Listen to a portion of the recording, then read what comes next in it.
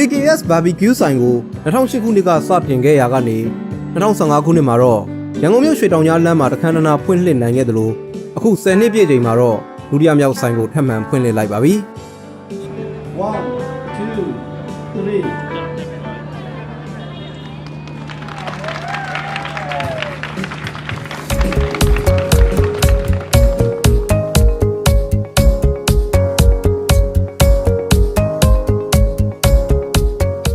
ရန်ကုန်မြို့ရဲ့အချက်အချာကျတဲ့နေရာကဘာကြီးဖျားလမ်းပေါ်မှာဖွင့်လှစ်လိုက်တဲ့ဒုတိယမြောက် Kks Bbq ဆိုင်မှာတော့ဟော့ပေါ့နဲ့ထိုင်းအပြင်တွေနှစ်သက်တဲ့စားသုံးသူတွေအတွက်အဆင်ပြေစေမဲ့အပြင်ဆိုင်ရဲ့အပြင်စင်ဟာလည်းတဘာဝရှုခင်းတွေကိုခန်းစားနိုင်မှာဖြစ်တယ်လို့ဂီတနှစ်သက်သူတွေအတွက်အဆင်ပြေဖို့ပြင်ဆင်ထားပါတယ်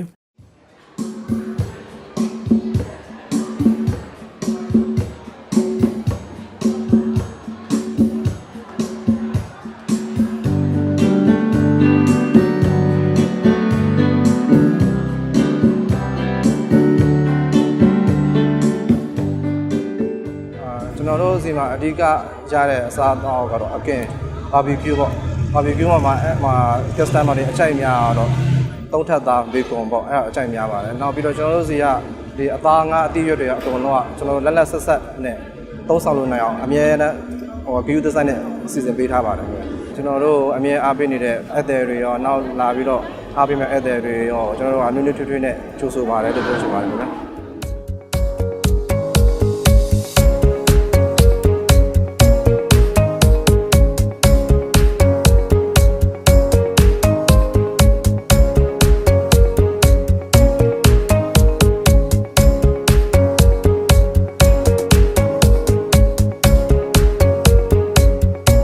Kks Bbq ဆိုင်ရဲ့ဆိုင်ရှင်ဒေါ်နန်းကျော်လေးခိုင်ကလည်းအရင်ဆိုင်ကအတွေ့အကြုံကောင်းတွေကိုယူပြီးလာရောက်စားသုံးသူတွေတက်တောင့်တက်တာဖြစ်စေဖို့ဝန်ဆောင်ပေးမယ်လို့ဆိုပါတယ်ဟုတ်အမှန်တကယ်တော့ Kks ဆိုတာကျမရဲ့အဖေအမေရဲ့နာမည်ပါနာမည်က Kks ကျော်စိန်လို့ခေါ်ပါတယ်ရှင်ဟုတ်အဖေအမေနာမည်ပေါင်းပြီးတော့ကျမအတူကောက်လေး Kks ဆိုပြီးဖွင့်လိုက်တာပါဟုတ်အဖေအမေဦးထိတ်ထားကြီးဖွင့်တာပေါ့